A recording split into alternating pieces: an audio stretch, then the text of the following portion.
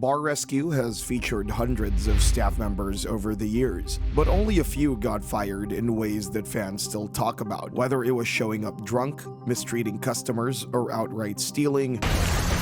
Running a bar is not just a business. These employees sealed their own fate. These are the most deserved firings in Bar Rescue history. Starting with Spellman, a bartender at TJ Quill's in New Orleans. At first, he seemed like just another employee trying to get by, but it quickly became clear to John Taffer that something was seriously off. Spellman wasn't just slow or careless, he was drinking while working. During the stress test, he was caught again taking shots at the bar, and the effects soon became visible. According to John, drinking on the job is one of the fastest ways to destroy a bar, and Spellman was proving his point. When John saw how intoxicated he had become, he lost it. He approached Russell, the bar manager, and ordered him to fire Spellman immediately. And then get drunk, they're done. And now it's time for Russell to walk up to him and fire that drunk. Spellman was kicked out of TJ Quill's. I gotta let you go. Russell leaving him humiliated and jobless on the streets. Walking away. I'm sorry, I'm walking away. I'm calming myself. Fans didn't feel bad for him. On social media, many agreed that John did an excellent job of separating the wheat and tares as far as employees go. Because if you show up drunk on Bar Rescue, you've already fired yourself. While Spellman showed how bad it looks when a bartender drinks on the job, Jen at Pat's Country Yard Bar took it a step further by showing up to work already drunk. She was so intoxicated that she couldn't even stand on her own feet without help. Seeing this, John got furious. Drinking on the job was already unacceptable, but showing up to work drunk was another level entirely. Yes, I've seen bartenders leave a bar drunk. How many of you seen show up to work drunk? She didn't even show up to work. She barely made it through the door. During a staff meeting, he confronted Jen directly about her behavior the previous night, but she had an excuse ready. It was a matter of I had forgotten to eat. You know it's embarrassing for everyone.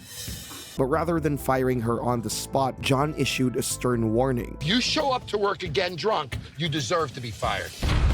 That moment gave her a chance to turn things around. Unfortunately, it wasn't enough. According to what was later revealed, Jen couldn't keep her behavior in check after the bar rescue cameras left. She broke the one condition John had set, and as a result, the bar's management finally let her go. Jen's firing didn't play out dramatically on TV, but it was inevitable. At Weber's bar, however, theft was what cost Mario his job. In season 2, John Taffer visited Weber's place in Reseda, California, a bar that was already struggling to stay afloat. And one of my major problems why I'm losing a lot of money is because of my staff.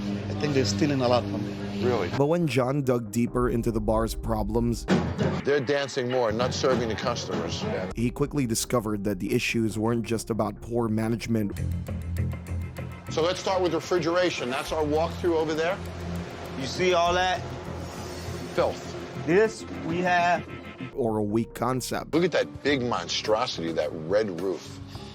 One of the bartenders, Mario, was actively sabotaging the business. During recon, John and his team went through the bar's books I'd like you to know that we did do our Bevintel reports. and came up with shocking results. Thursday night was an F. And how much liquor did they give away?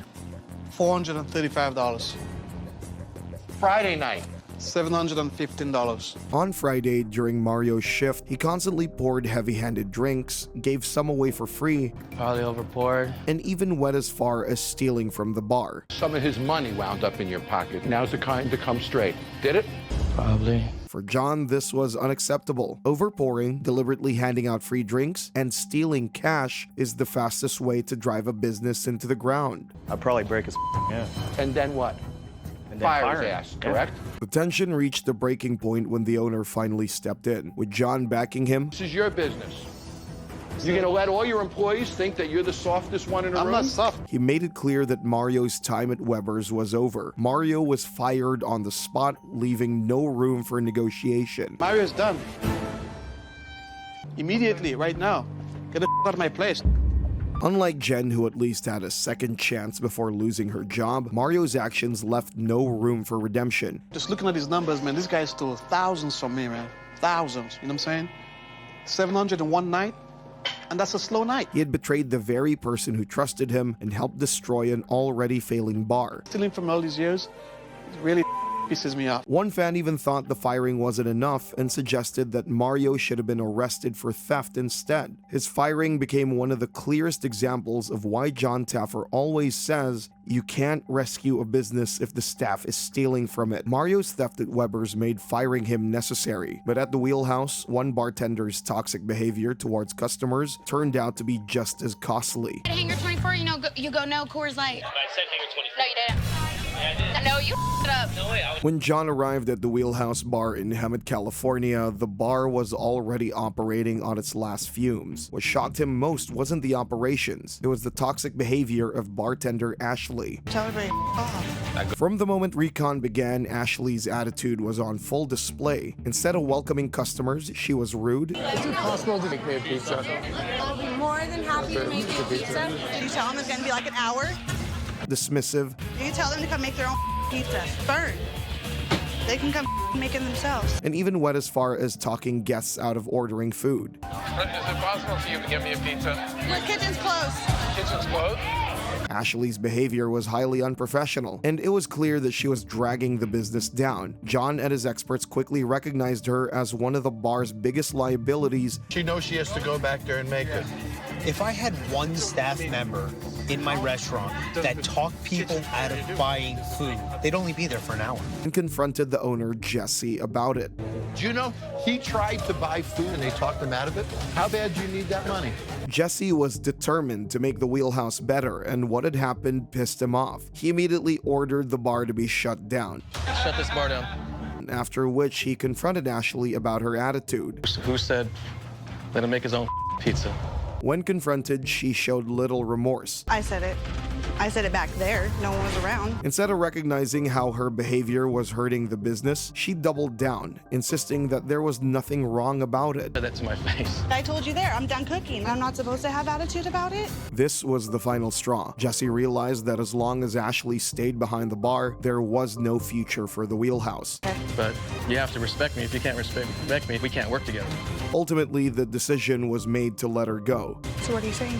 I'm saying I'm gonna let you go tonight. Unlike other firings where staff members were given warnings or second chances, Ashley's poor attitude left no room for negotiation. One Reddit fan summed it up perfectly, saying, "Being mean to customers is a deal breaker." Her firing stood out as one of the most deserved in the show's history, not because of mistakes with alcohol or theft, but because she actively pushed customers away with her negativity. While Ashley at the Wheelhouse was alienating customers with her rudeness, at Arnold's Lounge, the problem was a bartender whose negativity and disrespect poisoned the bar from within. When John Taffer pulled up to Arnold's Lounge, he found a place with deep history, but with even deeper problems. The bar had been around for over 40 years, but owner Philip Smith, an Army veteran, had only been running it for about a year and a half. In that short time, the business was drowning in debt.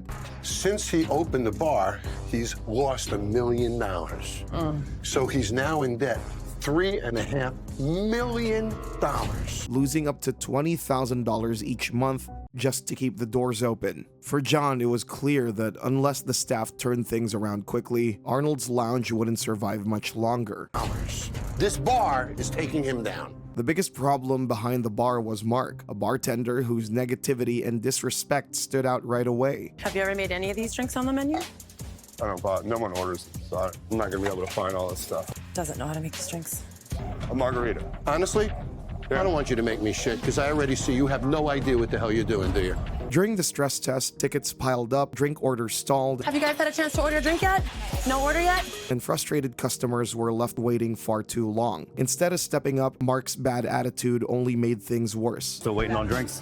All right, we got to get those tickets cranking out. Tables are getting upset. That's great. I love that.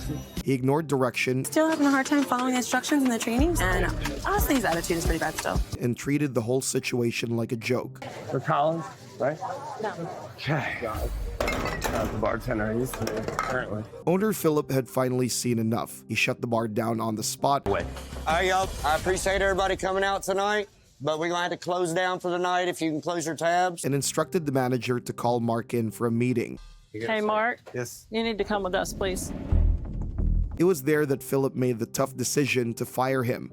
See, this is the problem. What is the problem? You don't listen. You were disrespectful When to the staff earlier in the meeting. Who? Everything. It don't matter. You're full of shit, Philip. This is why you are fired. But Mark didn't go quietly. He started arguing, It is over. What's over? I quit. refused to leave the premises, Your stuff and go. I'm working right now. You can't just do this. You don't get to tell me what to do. and kept escalating the situation Come on. Like an asshole on my elbow. Right here. Get him out. An asshole on my elbow. That's how much I need you. It's all good, buddy. Let's get you home.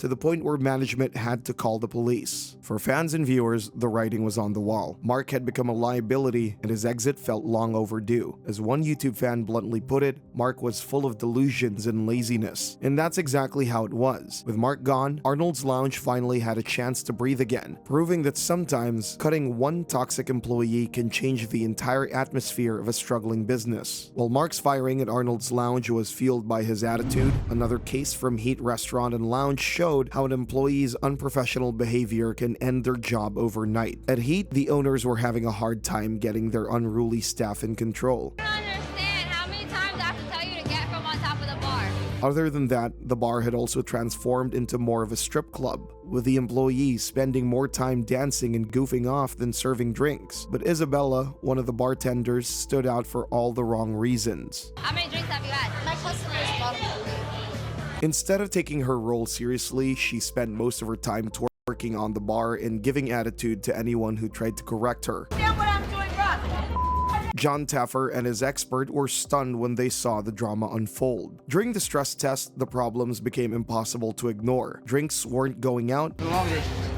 spicy storms. Remake over here. Yes, more spicy storm. Isabella has right now. Customers were frustrated. Right now, Nene is making it as a bartender, and really nobody else is worth a damn.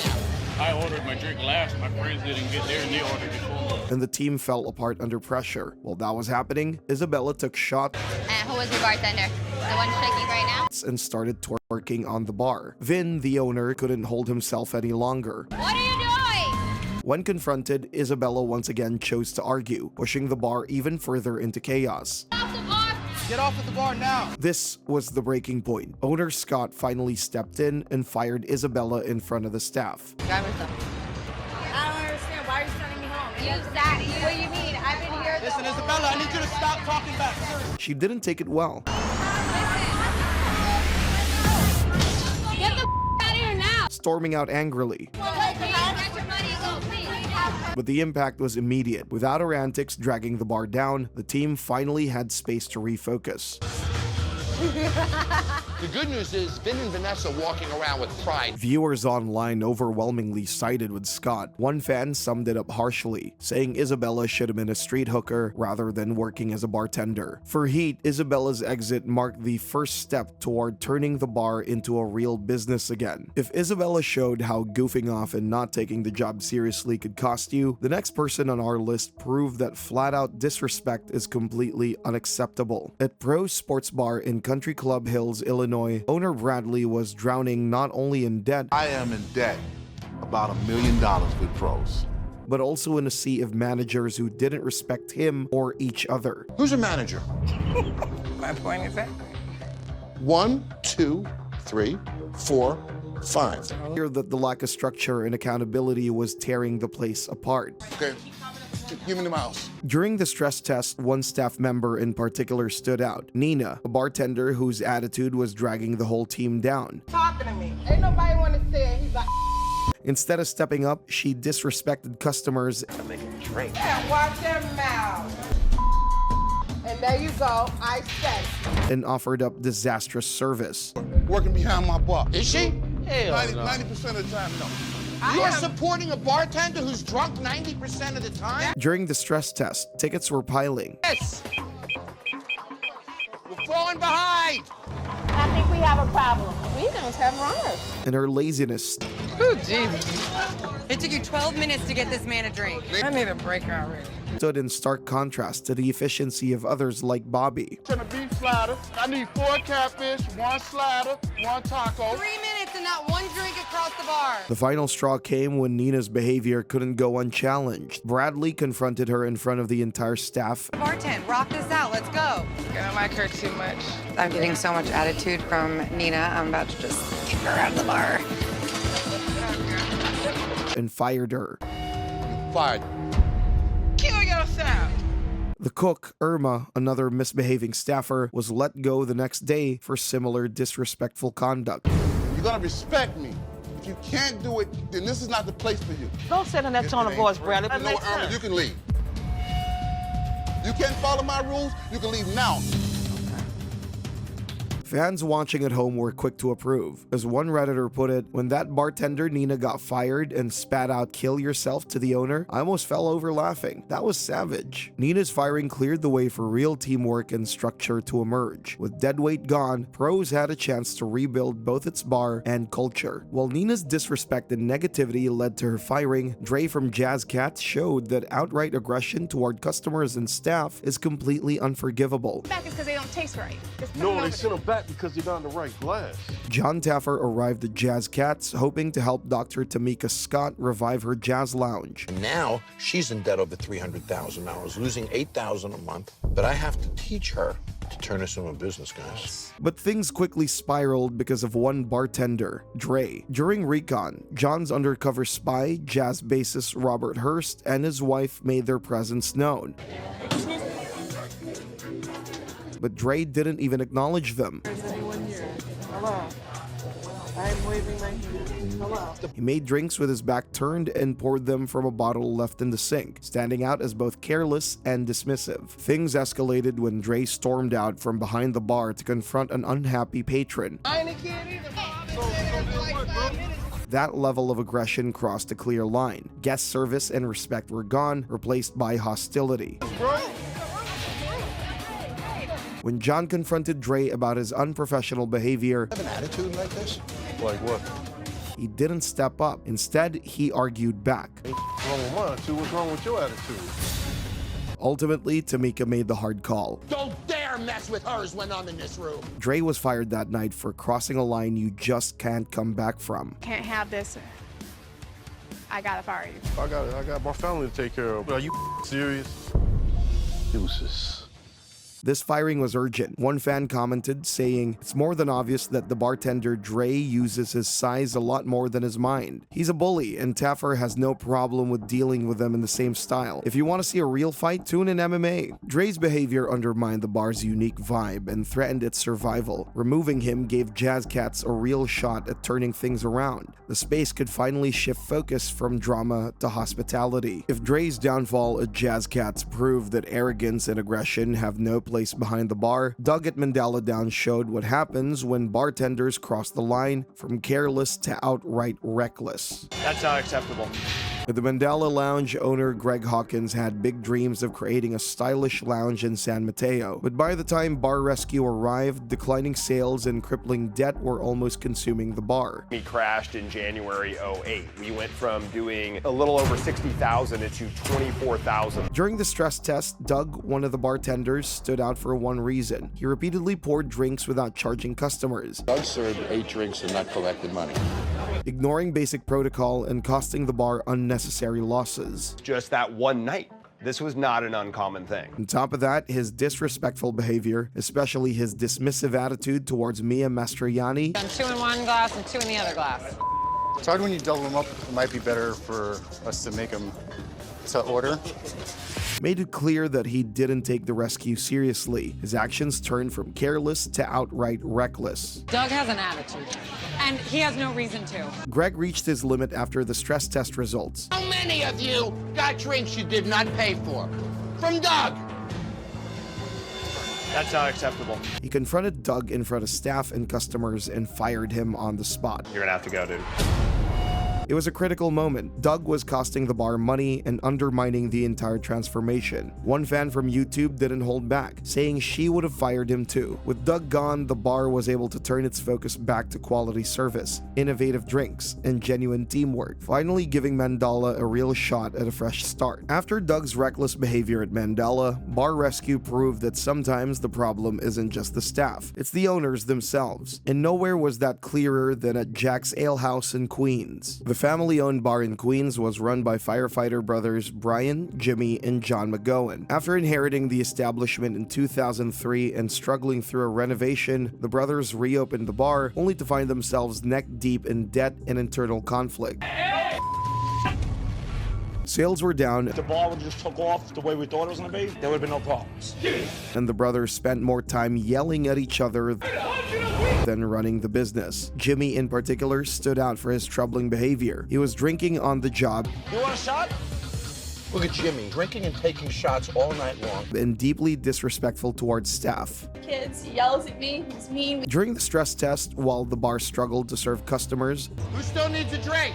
More than half the room. Come on, let's go. Jimmy's intoxication made him more of a liability than a leader. Ability on the bar. His inability to manage or even stay sober made it clear that Jax couldn't continue with him behind the bar. Either of these bartenders one more time. I will embarrass you. With John's insistence and family pressure, Jimmy was ultimately shown the door. You're an wow. Either he is leaving this bar now, or I am. Jimmy, get the out of here. However, not long after, he was reinstated back to work after appearing reformed and ready to take the bar to the next level. They rebranded as Jack's Fire Department, transforming the bar not just physically, but also in culture. New systems, renewed teamwork, and a fresh start gave the bar its best shot yet at survival. If you enjoyed this video, don't forget to subscribe.